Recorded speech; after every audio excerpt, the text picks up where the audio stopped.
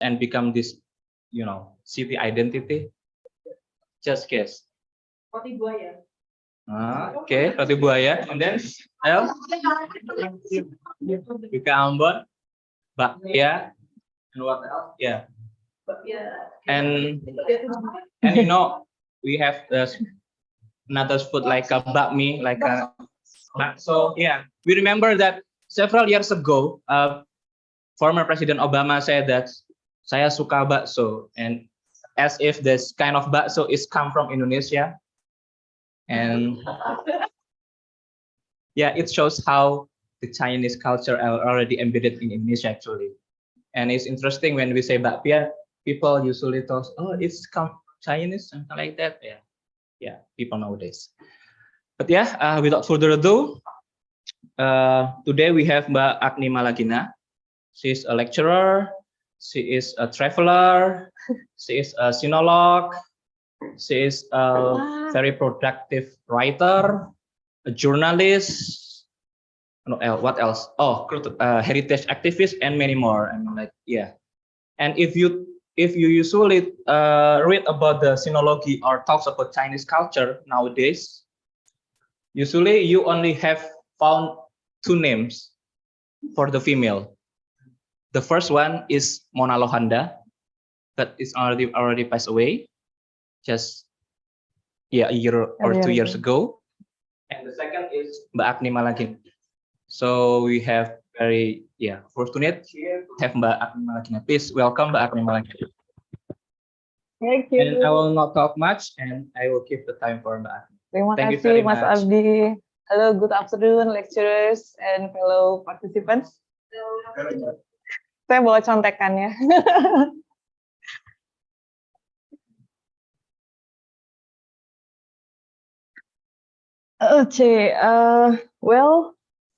Sekali lagi terima kasih Mas Abdi. Thank you for having me today in Wednesday Forum. It is such a great opportunity for me to get along each other with you guys with a specific tema under the title Dragon Nest Blow to Win, the history and diversity of Chinatowns in Archipelago. So allow me to start with apologize that I will speak with my broken English here because Mas Abdi yesterday told me that, Mbak, apa aku sudah bilang kalau besok tausiahnya bakal pakai bahasa Cina? Hah? Apa itu? Gitu. Maca Inggris ala Indonesia. So today I would like to share my research experience in exploring cultural practices of Chinese Indonesian in 5 regions, in Tanjung Pinang, Riau Archipelago, and then Bangka Belitung, Lasem in Central Java, Madura in East Java, and Timor Island, especially from Kupang to Dili. So here is my aim is to know the and development of Chinese Indonesian Chinatown and its cultural practice. So here the introduction of my journey to the Dragon Nest in Indonesia.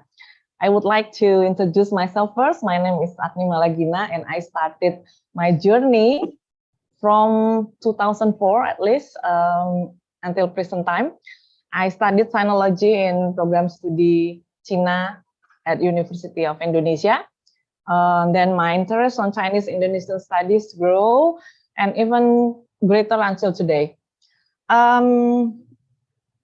For me, it was an easier that I learned sinology for better understanding, to understand Chinese Indonesian studies and the practice of its cultural heritage. So I think plus I have keyword that passion is the most ultimate factor to support my endurance and consistency in this field. In this regard, I'm more focusing on Chinese Indonesian studies, cultural research involving sinology and ethnology approach. And then I'm not used to on sociology and political approach then. So my interest on Pecinan Nusantara or Chinatown growing better on 2015 when I did my fieldwork in Timor for more than 2 years at the time. Then I continue to have a research in other places such as Tanjung Pinang, other part in Java such as Jakarta, Semarang, Lasem, Gresik, Surabaya, even in Madura, and then I starting also research on Chinese Indonesian in Muntok, Bangka Belitung. And the latest, I did my fieldwork in Ketandan, Yogyakarta. So I'm interested on several issues. For example, practices, cultural heritage practices, rituals, and then Confucian's ethic, and other philosophy issues, arts, traditional culinary, and also how the Chinese Indonesian engage with the locals. After done several research on Pecinan Indonesia, then I know that most of Pecinan I've visited was cultural and tourism attraction. So here the case that I found some interesting fact that since that I jumped into a new field of research that was called interpretation, especially interpretation for the public. How to communicate major issues like a diversity, and then how Chinese Indonesians contribute to shape a character of Indonesian cultures nowadays to the public. Because I think we are all here knows that the interpretation for our academic works is quite different from the interpretation for the public. So, and then I jump to a new field, interpretation, to enhance on the art of communication from the field of cultural heritage to public, especially to promote cultural heritage conservation, to build sense of belonging of the community itself, and then to have more better understanding between two cultures. For example, for the tourists to local community, especially in Pecinan. Okay, now back to my fieldwork. So I did some observation, interview, documentation, and then sometimes this is the most interesting part that I involved with the community to have an organic mapping, for example, and even for participatory planning when they want to get involved in some urban conservation project in the areas. So this is like I feel that I'm not only the academician, but I part of the community itself after I did so many works in these past 20 years. So this is the map where I did my research after all, but today I choose 5 major areas that very touching me in my heart. Yeah, I've choose Pangkal Pinang, nearby Singapore, and then Bangka, the tin mining, if you know the history, and then I choose Lasem, one of the greatest opium funnel that is in this era, and then I choose also Madura. This is a Sumeneb, and last but not least, I choose Timor as my ultimate experience journey to find the dragonness in Indonesia. Yes. So here you can see 2 maps. I have 2 maps for you guys to examine. One is the map of trading routes which involve Indonesia as a main routes in the regions. And then the second map is the maps of the origin of the Chinese ancestor of Chinese diaspora in Indonesia. So generally speaking, the Chinese came later after Arabs, Hindus, and other, for example, Persian or and so on in the seas of Nusantara Archipelago, or we call it Nanyang or South Seas. And then the earliest contact China with Malay Archipelago are also written in Chinese sources. We easily now could find the sources itself in the internet, and I think you could also find abundant literature about the encounter of China in Nusantara, in the archipelago, in the internet. So I would like to introduce also the first Chinese sources that mention the connection between China and especially Java. Was written by Buddhismo, Fahian or Fashian, that traveled to outer China, especially to India, Ceylon, and Nusantara at the 25 journey of the finding Buddhist religion of his written material. And then he notes he writes at the conclusion that Chinese trader had not yet settled in Java at that time. So back after he wrote about the Chinese in Sriwijaya as well, and then his notice continued by Iching and Itzing or Itzing, written on small notes on Sriwijaya during his journey in Maritime Silk Road around 600 or 700 years.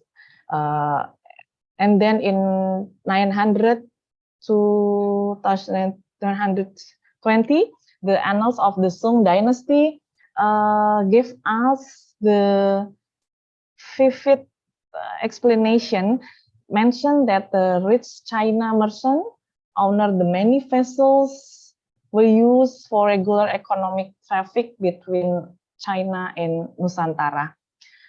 And then under the Song dynasty in 12th century, maritime trade significantly increased through improved shipping technology, and the tradesmen traveled in South China Sea. So, and then in the era of colonial period, the contact between China and Nusantara more even intensive. And then the first phase of the migration from China to Nusantara is also become a major issue in this period. The Dutch company, what we call it VOC at the time, initially imported a low-paid workers to Batavia to build the city, and then all the infrastructures there, and then later Batavia will become a major port in Indonesia, in Nusantara. Later in the 18th, 19th century, more peoples migrate from China to Nusantara in terms of as a workers, coolies, traders. They also brought many knowledge and many cultural practice to Indonesia. Nah, as a result of century of steady migration, the Chinese population in Dutch East Indies increased and made up of various ethnic who had arrived over time. This is we know from the picture or the map that major ethnic who came to Nusantara from Guangdong and Fujian, the western part of China.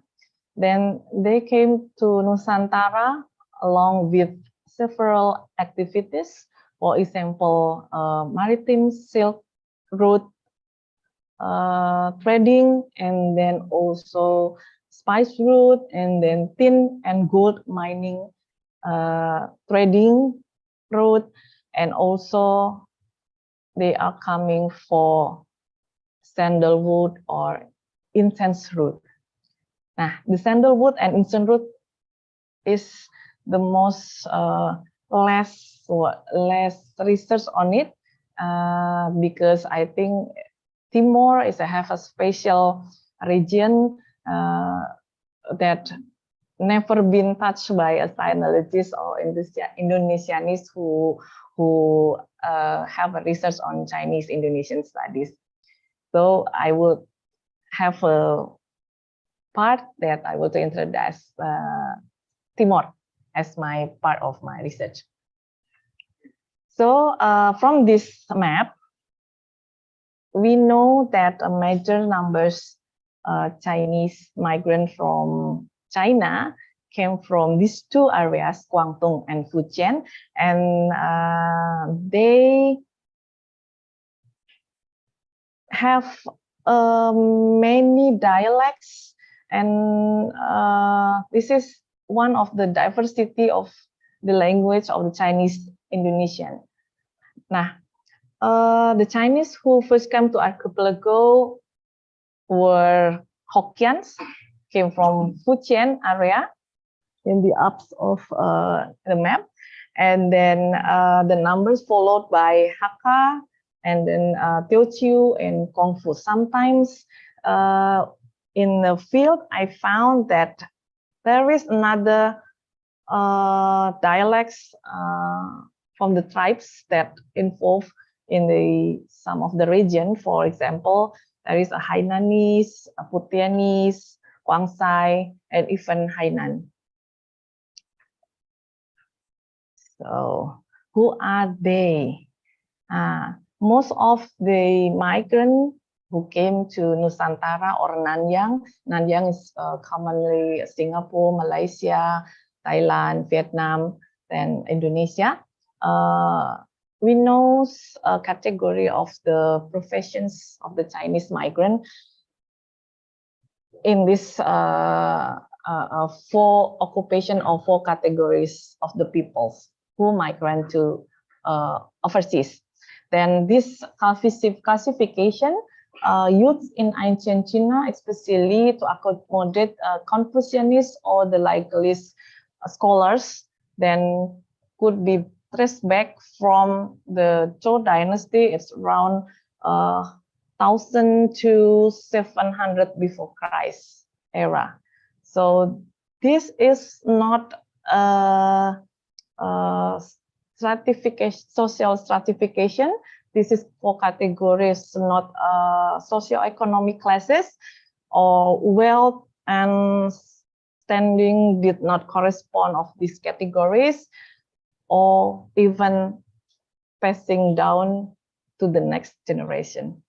So this is like only categories of the people and profession. And there are also unlisted profession beside these four. For example, religious activists, and then artists, and so on and so forth. So this system also was adopted in several countries that has a Chinese culture sphere. For example, Japan, Korea, and Vietnam. How about in Indonesia? In colonial period, especially the Dutch VOC and Dutch government, colonial government appointed several bureaucrats from the Chinese minority as a Chinese officer. Usually, the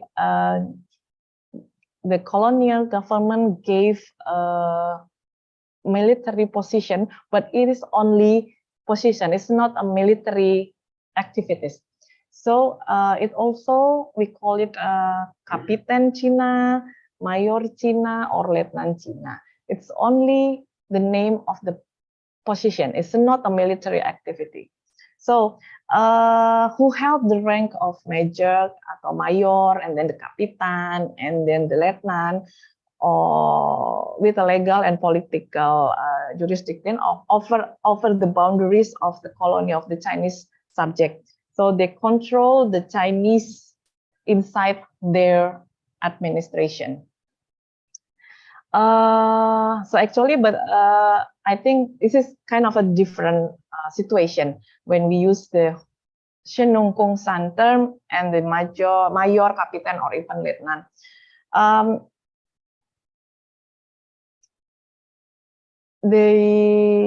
The appointment of Kapitan, Mayor, and Lieutenant, it's also can be seen as traditional perspective to the Chinese community, because they know and they want that the leader still uphold the Confucian ethic and make a peaceful coexistence with the Dutch.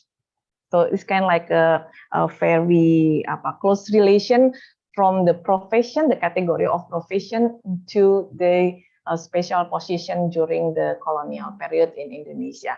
The Chinese Indonesian itself has a special position at that time as an intermediary, and then in Dutch language it's called, they also place it as a second number second at the certification at the Dutch East Indies community. From the first class is European, and then the second class is Timur Jauh, or Chinese, the group of Chinese, and then Arabic and India, and then the locals would be in the third class called as Pribumi. Okay, we move to my field of research. So the first slide of my special interest here is Tanjung Pinang. Tanjung Pinang is a Chinatown, especially in 2 points, the Tanjung Pinang Kota, or the city of Tanjung Pinang, and Senggarang. So the Tanjung Pinang Kepulauan Riau, or Riau Archipelago, consists 2 areas of pecinan, one in Tanjung Pinang Kota and one in the Senggarang. Nah, Senggarang itself, we can see the picture here. This is one of the Chinese worship temple in Senggarang. It's the old settlement in Tanjung Pinang area, and then continued with the new settlement, the Tanjung Pinang Kota. Then mostly the people who live there is a Teochew community, starting from 18th century or around 700, early 700, when they are invited by the Riau Lingga Sultanate to open the Gambir plantation. Does anyone know what Gambir? Yeah, Stasiun Gambir. What the useful of Gambir at that era? Why such a Melayu Sultanate or Malay Sultanate wants to have a plantation on this commodity, or become commodity? Yes, Nginang and Skapusiri, yeah, and Gambir is related to batik. You know, at that era, batik in Java was the largest commodity to provide fabric in the areas. It's not only used by peoples in Dutch East Indies, but also exported to Malaysia, Singapore, Burma, Vietnam, to Suriname. And the Gambir itself was one of the important components to strengthen the fabric colors. So Gambir at that time become a prima donna, the commodity, one of the prima donna commodity in Dutch East Indies. And that picture was called pelantar.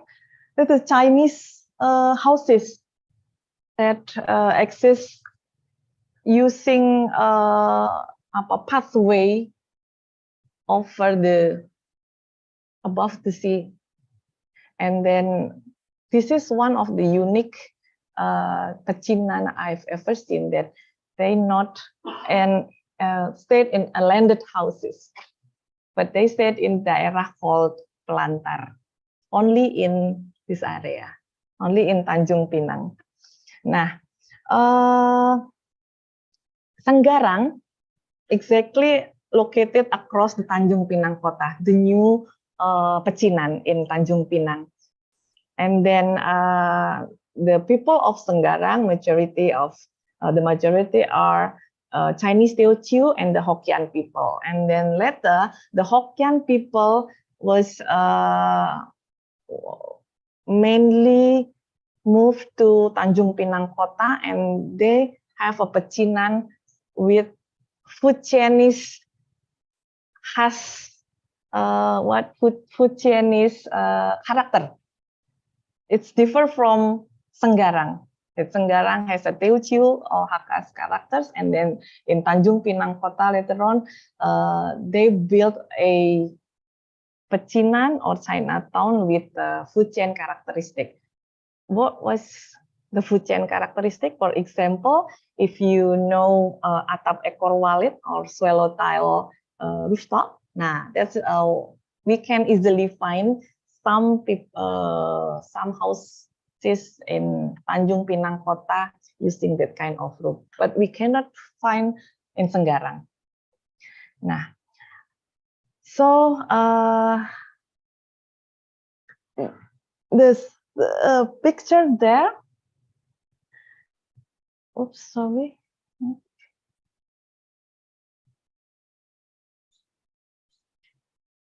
Nah, the picture beside the pelantar one is a puppet attractions that usually played by a Melayu or Riau Lingga Sultanate Melayu descendant, and it's always played in Pulau Penyengat, the one a small size of island that become a basis of the houses Sultanate in Riau Lingga. Then this traditional puppet show was influenced by traditional Chinese puppet show. Then the encounters between Malay aristocrat and then the family of Chinese kapitan has also made shape the character of the Melayu culture, Melayu in Tanjung Pinang.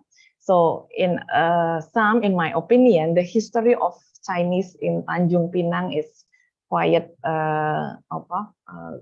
unique, that cannot be separated from the acculturation from the Malay Sultanate family, and then the Bugis, and then the Orang Pulau, and then from the Japanese, and even there is Indian and Gujarat people who live in Tanjung Pinang, coexisted with Chinese in Tanjung Pinang, and then also this kind like a blending culture is recorded in the landscape of the town, buildings, and then culinary delights, and then the performance, traditional art, and traditional activities.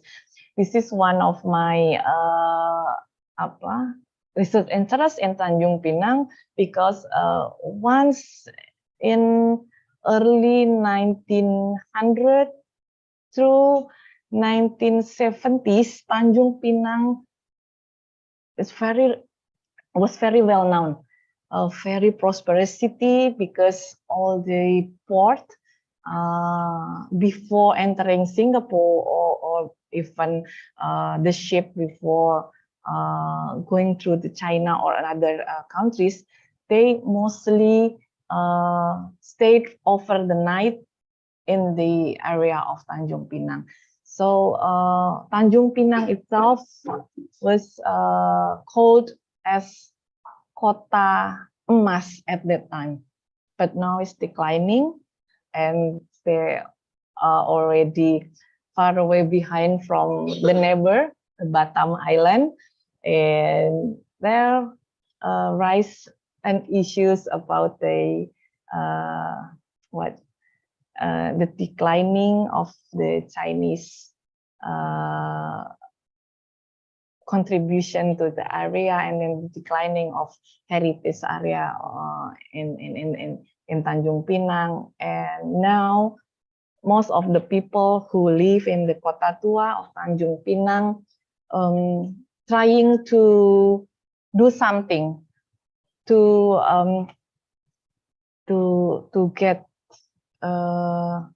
get to know better about their history, and then to starting to promote their cultural heritage that already declined, that the youth also move to another country, or if not only to Jakarta, but to Singapore and Malaysia, then they don't want to back to Tanjung Pinang because economical issues. So this is one of the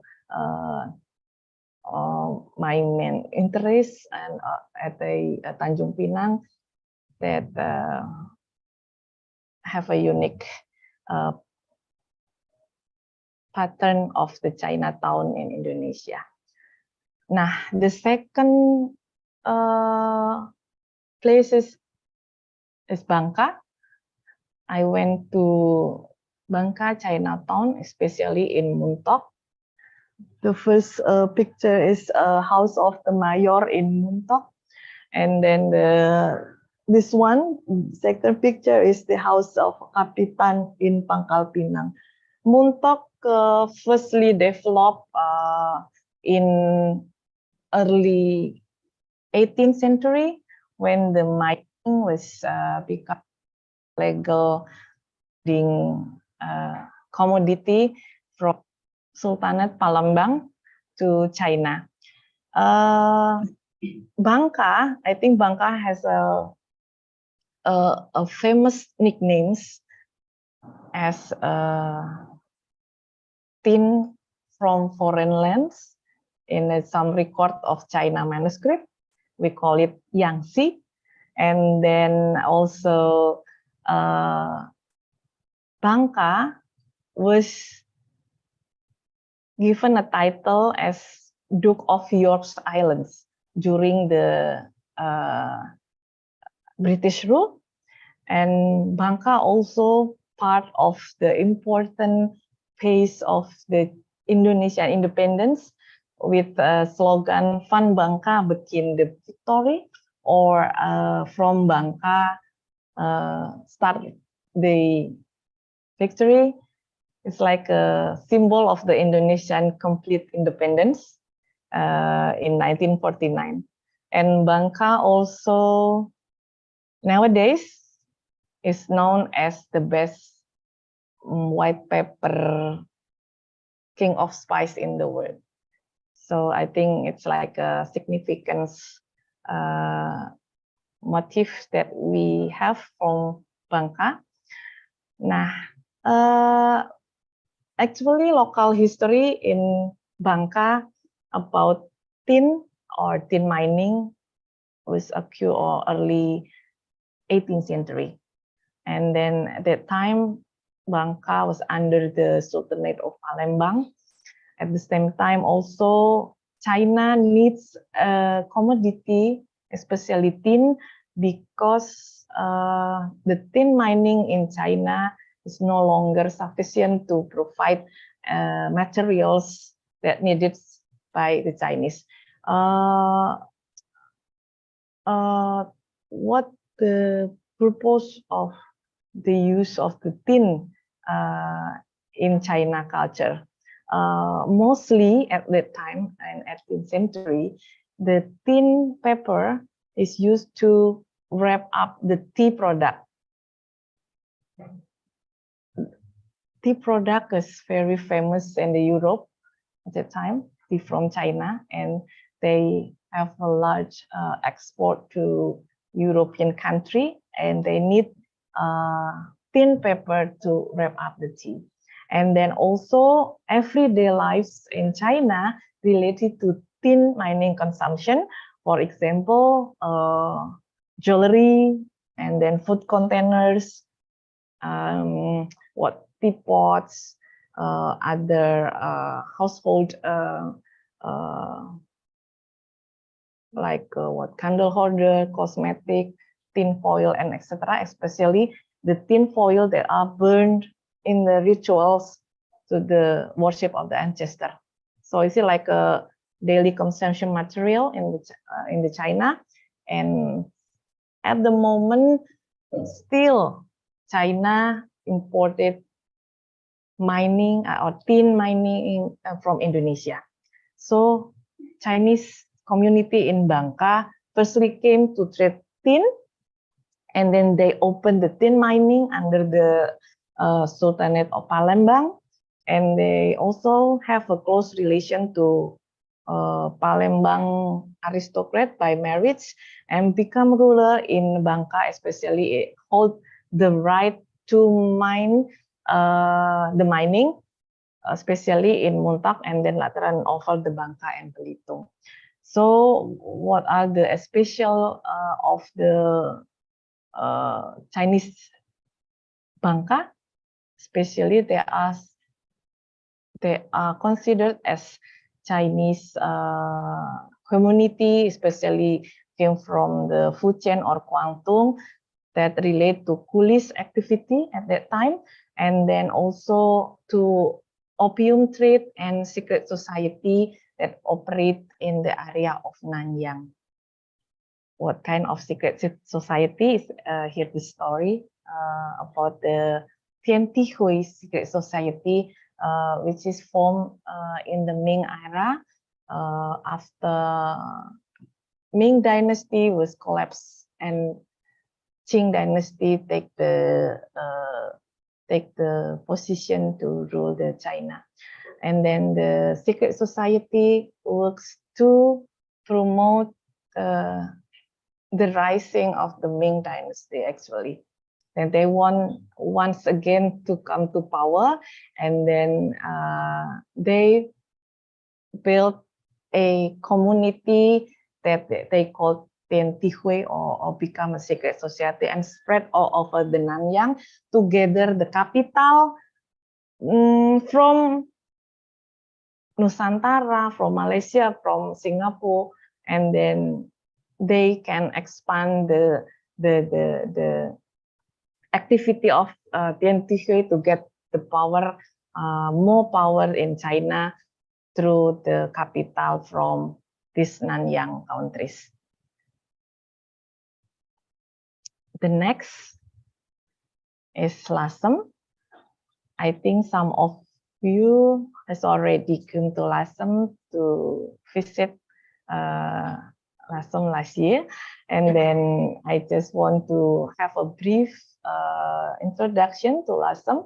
That Lasem is located in Pantura, or north coast of Central Java, and it's famous with a nickname like Tiongkok Kecil or Little China, and then Petit Sinoa or Little Beijing. These three nickname was given by travelers and then researchers and traders, mostly in 1800 and early 20th century. Especially the Petit Sinoa was popularized by Claudine Salmon in the 1960, when she and the team have research on Chinese epigraphic materials in Indonesia. And then Lasem also considered as an old Chinatown in Java, one of the oldest, and then one of the, I think for me, Lasem is one of sophisticated Chinatown, because the Chinatown itself was formed by the capital of opium trade. As the we have also the nickname for Lasem, as an opium funnel or corong candu that involve not only Lasem but also Rembang and Juwana in that period. Then from this trade of opium in Lasem, I think nowadays we can see legacies from this activity that we can found only 260 mansion or kind of like villa in Lasem, and we hardly found ruko or shop house in Lasem. I think this is one of the vivid character that we can directly see that almost pecinan in Java or in Sumatra common have a shop house in the area. Most of the building that characterize the pecinan, you can also see in Ketandan, Yogyakarta, that the pecinan is always related to shop house. But in Lasem, you cannot find shop house. Actually, you only can find the large houses, and with all at least we have 4 types of architectural in Lasem, architectural shape from the Fujian Guangdong origin, and then from the colonial period, or even from the British rule at that time. So I think one of the best example for a researcher, especially in architectural, they will having a perfect knowledge about architectural development in Chinatown is only in Lasem, because there's a lot type of the building that they can be studied. Nah, actually become a part of an opium trade and opium funnel. Lasem become a prosperous area, become a prosperous Chinatown at that time. After opium reggae in 1894, Lasem become declining in terms of opium trade, because opium trade after opium reggae was monopolized by the Dutch, and the opium traders in Lasem switched a new career into what? Does anyone know? No, smuggler is a common profession in Lasem at that time. Exactly. After the opium reggae was spread by the colonial government, and then many opium traders in Lasem has a new career as batik producers or batik makers. So they are using a previous networks to reach many countries, to reach many areas to trade batik. And also they created a special batik called Tiga Negeri or Three Kingdoms at that era, especially in the end of 18th century.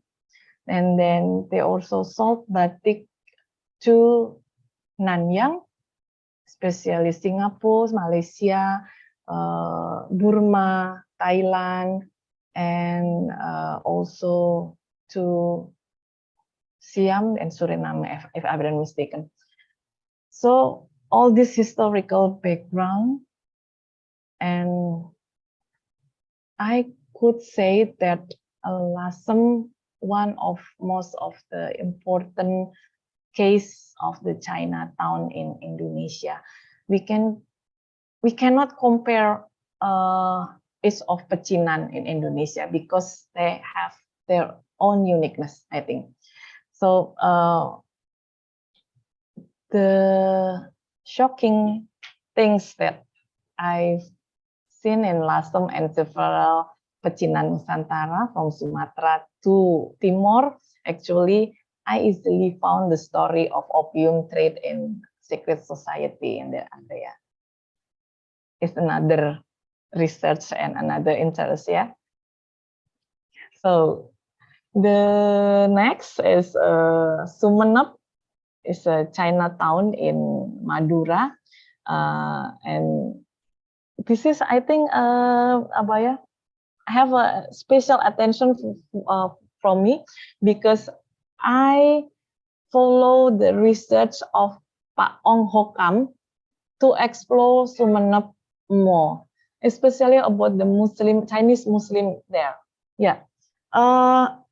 I could not find actually the terminology pecinan, ansih pecinan in Sumenep, but I found many person there who actually I met them in the myself visit, and they aware that they are the descendant of the Chinese, and then now they embrace Islam, and still they have the knowledge of traditional type Chinese practice in their family. So if I'm not mistaken, in 2019, I went to Madura and directly to Sumenep, and I found that the Chinese Muslim in Madura has a long history. At least I found some family, 5 or 6 families. It's already been 7 generations in Madura, and they are Muslim. They are not satisfied when they are called mu'alaf. They don't want to be called as mu'alaf. I'm a Muslim, Chinese, that's all. So it is the Muslim converts in Madura is kind of like talking about Muslim converts in Madura in the Chinese society is kind of like a taboo, because they are really not want to get called as a mu'alaf. And then I traveled in some areas in the Madura, especially in Sumenep, and I found many things that showing the acculturation of Chinese culture to Javanese Madura culture. For example, you can see here in the first picture, that's the tomb of the Sultan in Sumenep. Then almost of the aspect of the buildings was Chinese style. The kebiok and the full of the carving of the Chinese style, Chinese motif, and it's commonly used in kelenteng or Chinese temple, but it was placed to Chinese to Sultanate Muslim rulers' tombs in Sumenep. You can also see the architecture of Masjid Sumenep. It's well known, built by a Chinese named Lau Piango, and fortunately I found the graveyard of this architect. I wrote the story about Lau Piango and this Masjid of Sumenep, and then I continue my travel to another part of Sumenep, especially in Desa Pasongsongan or Kampung Pasongsongan. There's been more than 50 family houses who are descendant of the Chinese Muslim. As you can see in the picture below here, this is one of my interviewee. She was 60 years old at that time, and she aware that she is descendant of Chinese from a Lai family, and then she only knows the cultural practice of the ancestor, like how to make a jamu or herbal from from spice and then herbs, that mix herbs and spice that imported from mainland and the locals herbs. Then she just exactly until 2 years ago, I have phoned her and still doing the or making the jamu, which we know about the Maduranis jamu. You guys, yeah, probably knows about the use of jamu Madura. So I think I have notes on Chinese in Madura that they have a rich tradition, cultural practice, and also they are celebrate Islamic feast in their community. And then the Chinese influence also can be seen at the culinary tradition in this community. So, for example, they gave me an explanation about the origin of soto bening, soto merah, and they really knows that it exactly came from the Chinese tradition. And then this kind acculturation in the Islamic family passed down from generation to generation, and they also aware about the story of Cheng Ho, the Cheng Ho story, and then the Hadramaut community story in the Chinese Malay ethnic Madura. I think it's one of the unique example as pecinan in Indonesia, that pecinan in Madura is related to Islam.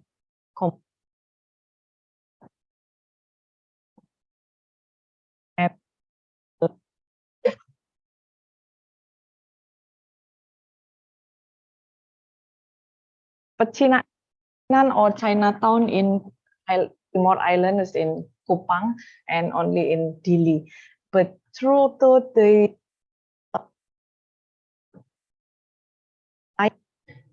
restoration came from Mal, came from Canton, widely spread. Yeah. Because the Timor Island, 16th century, as the only known the best source of the sandalwood in the region. You know, as sandalwood solely used by the as what they make a statue Buddhist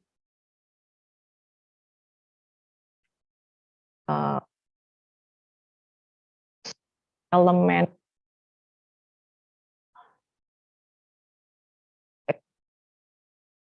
or the aristocrat in China. So of the sand from 13th century, at least starting from the 13th century to 15th century was a large abundance. I found that Timor has a point, Lasem or Gresik or Madura as the stop point spice route trade ship. Usually they came over in the region to take water, fresh food from the region, and then they sometimes spend 2 or 3 months in the region to wait the monsoon to travel with their ships. Nah, about sandalwood, it's I found a special facts that actually, because sandalwood is not only used by the China or the Chinese people in China, it's also used by the Arabia, India also. So the needs of sandalwood at the time was very intense. I'm trying to find a Chinese resource in Chinese materials about the trading of sandalwood. It's not much, but from several manuscripts, I found that especially during 11th to 13th century, the Chinese has starting the trading activities in the eastern part of archipelago, especially in Timor and then to Banda, with a special pattern. So especially the Haqqanis or the Cantonese came to region not using by the regular route like this one, but they came from Canton to Timor via the Strait of Sulawesi, the strait between Kalimantan and Sulawesi. So this route, sandalwood routes, one of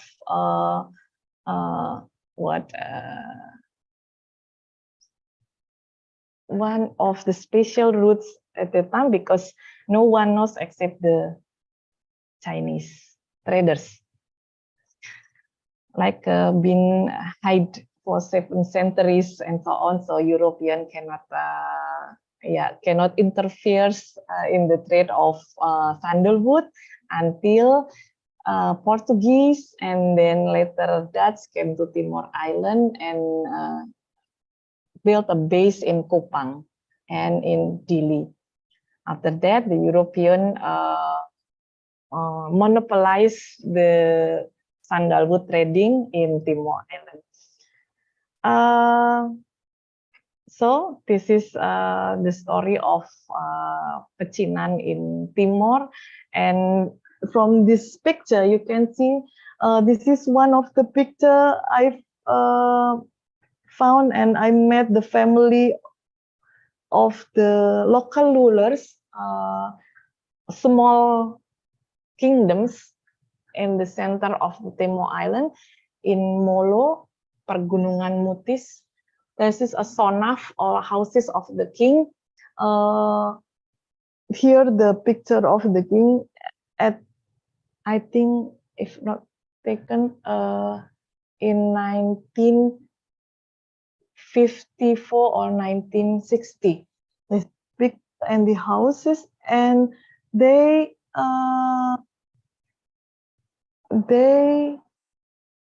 hide the sandalwood below the ground in order cannot be found by even colonial military, the Dutch, or even later on Indonesian military.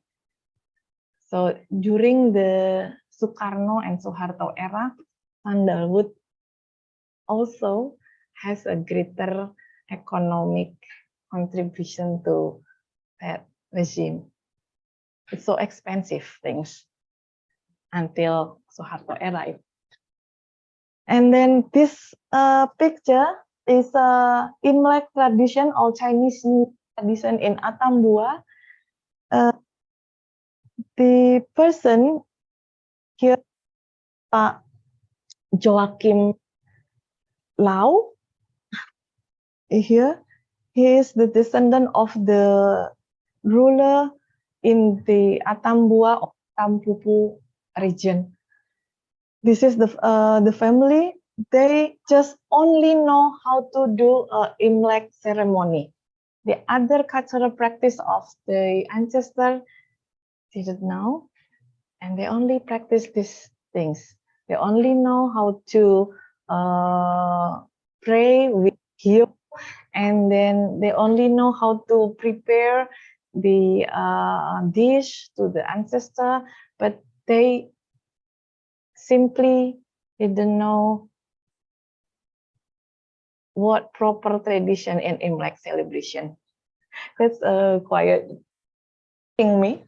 And then that's a picture. I have met a family in the another part of Central Timor, Atambua, but it's like Weluli or nearby Pegunungan, the mountainous area. And then I met three descendants of the Lures, three kingdom at that time in Weluli, that they said that they are the descendant of the Chinese from Malacca. They called the ancestor as Sina Mutin Malacca. Sina means Cina, Mutin means putih, Malacca is from Malacca. And the unique things, they reject me to call them as Tionghoa. They want only called as China or Sina because they not familiar with the terminology, and even they are not Hokkien-ese. So this is one of the experience that makes me open my perspective that actually Chinese in Indonesia is diverse, and they have their own type of pecinan, and then they have an own cultural practice, and even the acculturation process is different from one pecinan to the other pecinan. So here is my last story, that Timor really touching me in the term of that I could find the other Chinese phenomenon, Chinese Indonesia phenomenon in this island. And then during my fieldwork for almost 2 years, I really touched by their cultural practice there. And then I've been helped by many people across Kupang to Dili. It's like another experience for me, that everyone that I've been met in the area very, very supporting, and they are willing to know about their identity, especially their relation to Chinese entities. So I actually have another experience, but probably it is better for us to discuss later. So I think I come to the end. Then after all, I found the Chinese Indonesian in these 5 regions are connected to each other with routes in the corridor of maritime silk route, and then spice route, and then the gold mining routes, or even opium trade routes. So the history of Chinese diaspora in Indonesia for me were influenced by so many factors since their first appearance long before the European came to Indonesia. So about the position of the Chinese Indonesian, especially in colonial period, as intermediary in their social stratification at that time, will become more dynamic. Started from the event, the phenomenon of Chinese murder of the Chinese in 1714 in Batavia, and then to several anti-Chinese phenomena. It will also involve a geopolitical agenda in the regions. You know, the connectivity from the China or Tiongkok or the dynasty, Qing dynasty, to Chinese diaspora in Nanyang or in Indonesia, and then how today Chinese diaspora or Chinese in Indonesia is also related to the concept of a new maritime silk road, obor, yeah, one belt, one road, and etc. But probably the research from sociology or politics could more elaborate this issue more deeply. But in my opinion, Chinese Indonesian diversity within the community, it's unique, stretching from Aceh to Papua, for example. That the Chinese Indonesian inside the community has a different preference, different cultural practice, and then different place of origin of their ancestor, their political choice, and then their philosophical thinking, and then the cultural preference. For example, at the colonial periods, we easily found 3 groups of Chinese Indonesian. One have who has a mainland cultural oriented, and then the European oriented, and nationalist.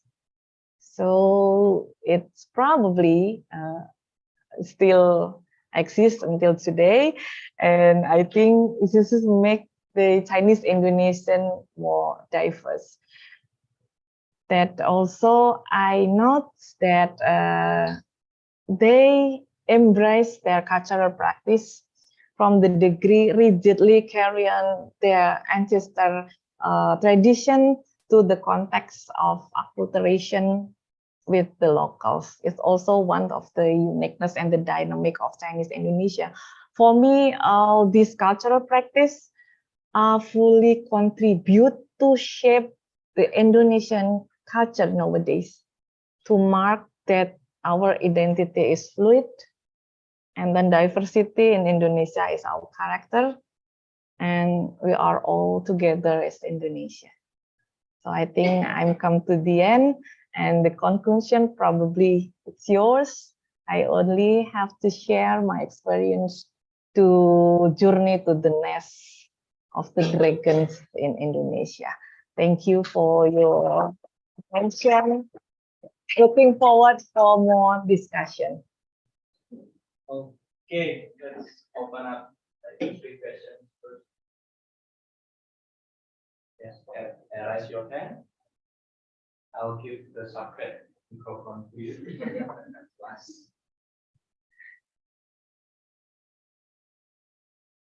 Or probably I have to ask. It's okay. You want to Can I ask all the participants here? Anju? It's not the Chinese name, Anju. Halo Pak. Halo Pak Anju. Thank you. Thank you very much, Mbak.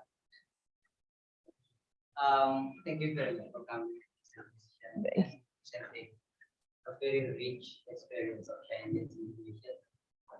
Very much historical. And from that we understand. Very much touching also last one we made. This Indonesia, we are fluid.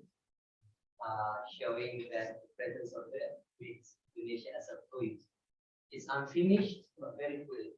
Unfinished but but from that point, if you look at this history, Chinese has been there. It should be part of Indonesia. They are struggling the way we are struggling. We have very, we meaning me from where? Me from Floresi. Very much just like people who are struggling in shaping this Indonesia. Now, for you, Indri, looking at the history and experiences that we have with them, and understanding their political stance, how would you say, how would you say about your account of Chinese historical experience in Indonesia, shaping Indonesia, but very much problematized until now? yeah, exactly.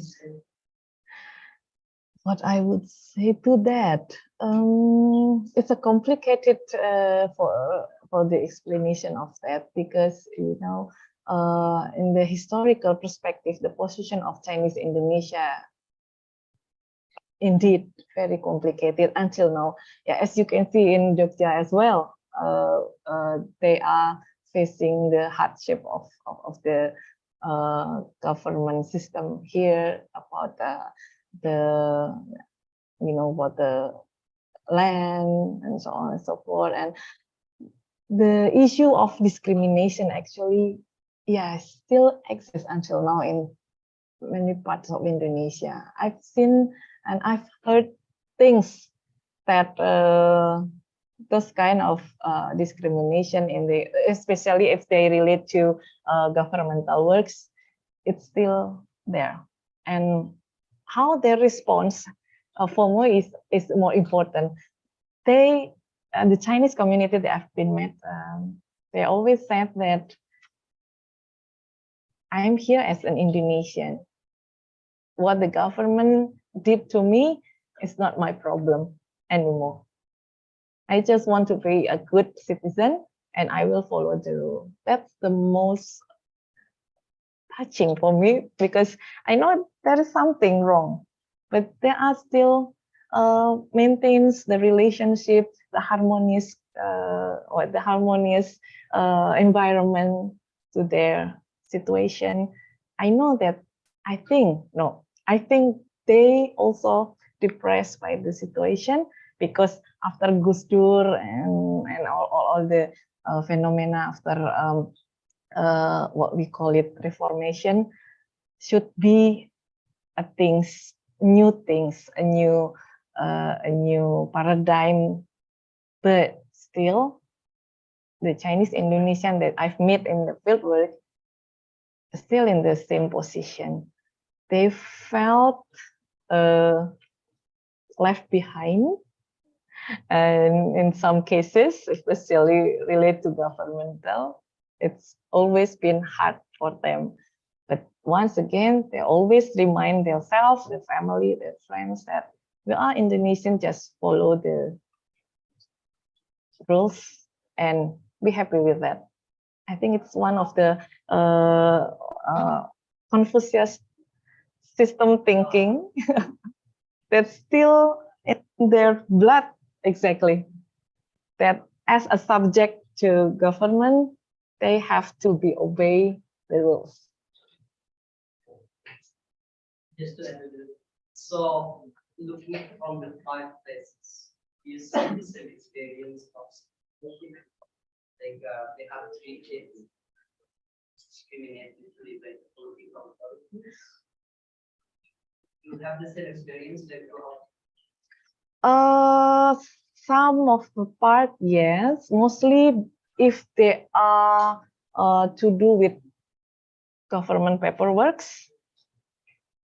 and then relate to economical issues, and then they've been dominated by the system.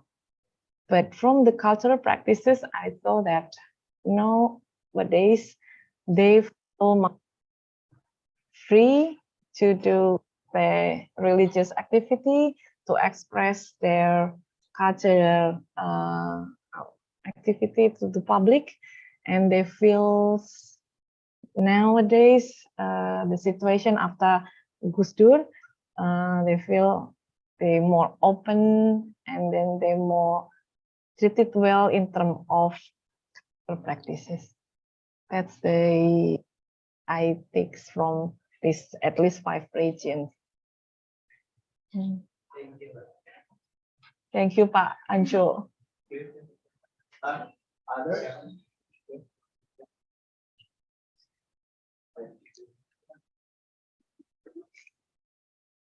Thank you for your presentation. Hi. Yeah, I still want to know what are the features, the common features or common elements. If you look at the Chinatowns in Kupang, in Madura, in Singapore, Malaysia,